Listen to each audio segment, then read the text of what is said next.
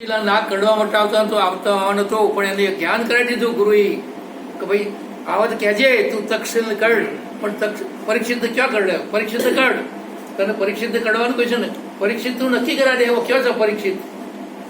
તો તારામાં જે છે મારામાં છે, તારામાં જે ચૈતન્ય છે ચૈતન્ય મારામાં છે, એટલે પછી નાક કરડ્યું નહીં. પણ આ શેષ નાગની મહત્તા આપવામાં છે, બધું જ આ દેહમાં ખચ્યું છે. પિંડેશો બ્રહ્માંડે, આ પિંડનું જો જ્ઞાન થાય તો બ્રહ્માંડનું જ્ઞાન થાય.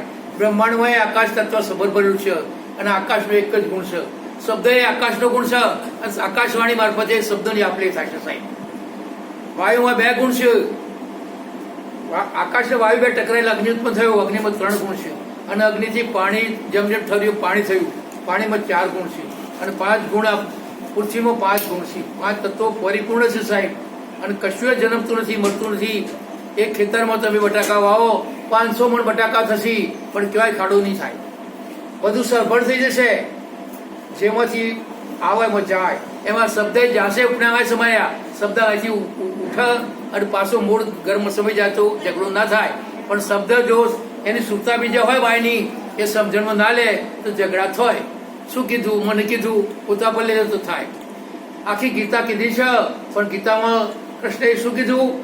અર્જુનને જ્ઞાન આપ્યું છે, પણ આપણે ગીતા એવું વચવચ કરીએ, કાં તો કૃષ્ણએ અર્જુનને કીધું, કૃષ્ણએ અર્જુનને કીધું, તો કઈ જ્ઞાન થાય નહીં. પોતા પર લેવાનું છે, પોતા પર લઈને આવેલા શબ્દોનો અનુભવ કરો પોતે, કે મને જ કહેવામાં આવ્યું છે, મને જ માર્ગદર્શન આપ્યું છે.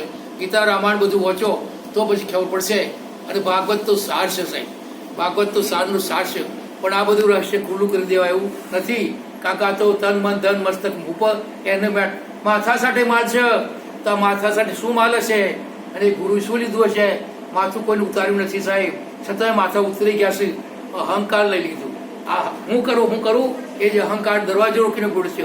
હું ના હોત તો ના થાત, અને હું પણ છોડી દે ભાઈ, આ તો કરતા કરતા પરમાત્મા છે, એને ધાર્યું એમ થાય. પણ અકર્તાનો દાવો આવતો નથી. કરતા છો ભોગતા, આ કરતા પણ જો મળે તો ભોગતા પણ મટી જાય. પણ હું કરું એટલે ભોગવવાનો આવે સાહેબ. હું કરું, હુંનો પોટલો લઈને ફરો તમે, એટલે વજન લાગે. પણ જો હુંનો પોટલો ઉતારી દો તો કોઈ ભાર નહીં સાહેબ. બધું સહેજાસહેજ થઈ રહ્યું છે, અને થાય સાહેબ. અને સાચા સંતોના પ્રમાણ આપવા માટે પરમાત્માને પ્રગટ રૂપ લઈને જવું પડશે.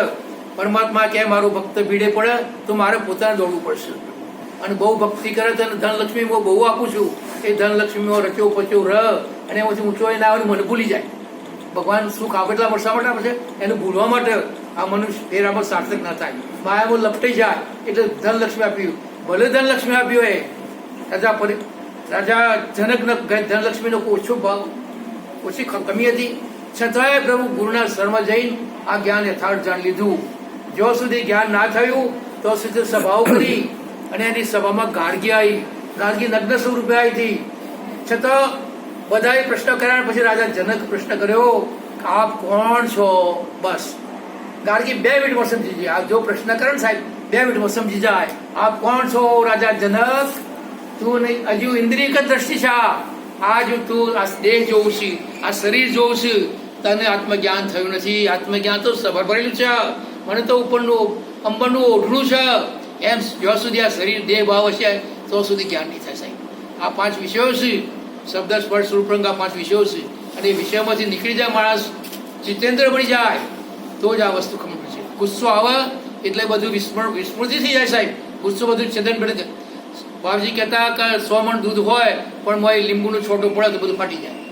એમ ઘણું જ્ઞાન હોય પછી, પણ અજ્ઞાનમાં ઊભું થાય એટલે બધું ભૂલ થઈ જાય છે. અને આ જ્ઞાન મનુષ્ય અવતારમાં જ થઈ શકે એવું છે. આપણા પ્રારબ્ધ મુજબ છે, જે પુરુષાર્થ કરીએ છીએ, પુરુષાર્થ વગર પ્રારબ્ધ પણ પોગળું કહેવામાં આવ્યું છે. પુરુષાર્થ કરતું તારે સાચી મહેનતનો રૂપિયો કમા, અને એ રૂપિયો તું વાપરી સાચા કામમાં, તે સૌથી શ્રેષ્ઠ રૂપિયો કહેવામાં આવ્યું છે. 1001ની વાત કરી છે. પછી અંકગણિત અને શબ્દ 2 ભાગ પડ્યા છે. હવે અંકો ક્યાંથી ઊભા થયા? એકના આ બાજુ મીંડો મૂક્યો, કઈ ના આવ્યું, પણ શક્તિની જમણી બાજુ બેસાડીશ. સદા ભવાની દાડી સન્મુખ રહે ગણેશ. શક્તિની જો પૂજા પાઠમાં જમણી બાજુ બેસાડવામાં આવશે. શક્તિની બ્રાહ્મણ છે, મહારાજને ખબર હે બધી. એને એટલાથી આ જ્ઞાન વધ્યું આગળ, વેલો વધ્યો બધો. શું કીધું પ્રભુ? તો આ તો શૂન્ય કોઈ કિંમત નથી, પણ એકની કિંમત છે. એક સાધે સબ સાધે, એક તમે આ પરમ